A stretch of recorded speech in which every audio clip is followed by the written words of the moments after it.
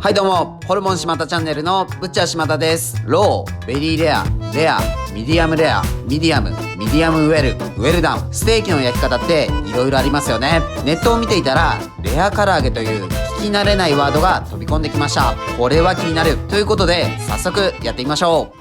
いつものように大好きな奥くんのチャンネルを見ていると、なんだか聞き慣れないワードが耳に飛び込んできました。レア唐揚げ？珍しい唐揚げか？いやまさか唐揚げをレアで作るなんてないよな。そのまさかです。人生には3つの坂がある。上り坂と下り坂。そしてまさか唐揚げをレアで食べる日が来るとは。気になったので、奥くんのチャンネルを参考に作っています。今回用意したのは天草大王という地鶏のもも肉です。日本には飼育条件などによりブロイラー、銘柄鶏、地鶏という3種類の鶏がいます。一般的にスーパーでよく見かける鶏はブロイラーや銘柄鶏がほとんどです。地鶏は全体の 1% 程度しかいない希少な鶏です。地鶏と表記していて、実は銘柄鶏だったり、お店側も間違って表記している場合もあります。この辺の鶏の違いはまた別な機会に詳しく紹介します。天草大王は日本最大幻の地鶏と呼ばれ、体重なんと7キロにもなる大型の地鶏です。通常ブロイラーは生後50日から60日程度で出荷されますが、この天草大王は120日から140日と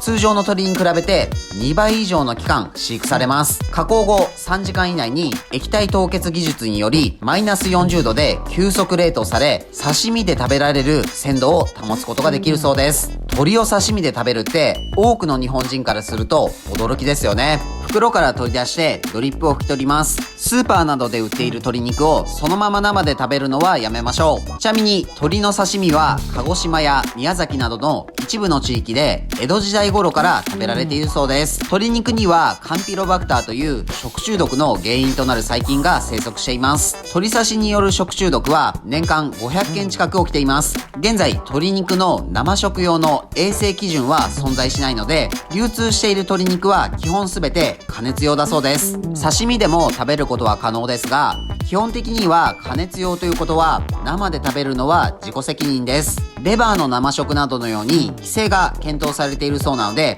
時間の問題かもしれません。あとは食べやすい大きさにカットしていきます。通常の鶏肉に比べると赤身が強いですね。ブロイラーなどに比べてよく動いているのかもしれません。あくまで今回は自己判断なので、体調の優れない方やお年寄り、小さいお子さんなどは刺身が可能な鶏肉でも万が一のことを考えるとあまりおすすめはしません。今回は冷凍されたものが届いて、推奨される氷水での解凍が終わった状態です。カットした鶏肉をボウルに入れて、ニンニク生姜をすります。酒、みりん、醤油を加えて全体をよく混ぜ合わせます。あとは冷蔵庫で30分くらい置いて味をなじませます。冷蔵庫から取り出した鶏肉に片栗粉の衣をつけます。あとは油でさっと揚げます。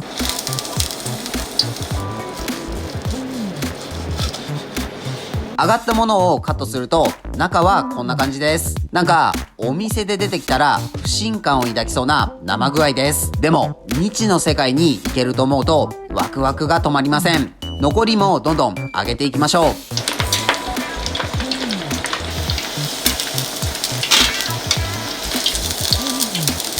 お皿に盛り付けるとこんな感じです。今回鶏もも1枚が3024円なので、もしこの量の唐揚げをお店で出すとしたら原価 50% で6000円、原価 30% だと9000円。めっちゃ高級唐揚げです。お店で高品質のレア唐揚げを出すのはハードルが高そうです。あとは採算度外視でやるしかないですね。それでは早速食べてみましょう。いただきます。今日は久しぶりにミノービールのダブル IPA です。通常の 2.5 倍のモルトとホップを使用して醸造したアルコール 9% のストロングエールです。グラスに注ぐと透明感のある赤褐色です。2.5 倍のホップを使用しているだけあってガツンと苦味を感じ、余韻で甘さも感じます。かなり濃厚でパンチがあります。アルコールも 9% と結構高いので酔いも早そうです。あっさりとした料理よりは味の濃いめの油ギッシュな料理とかジビエとかに合わせても良さそうです。それではレア唐揚げ食べてみます。通常の火の通った唐揚げとは違い、生なので弾力が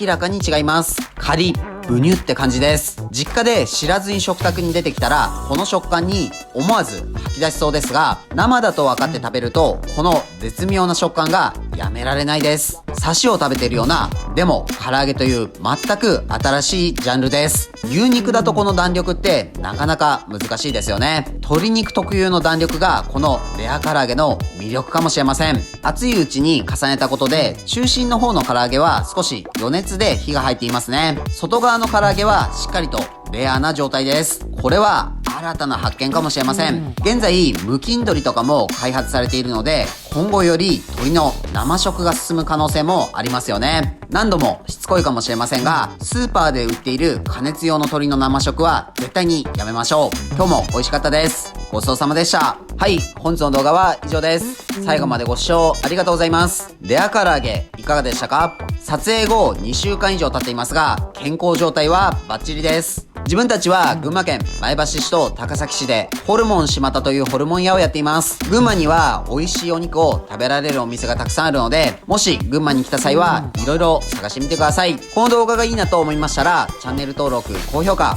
よろしくお願いします。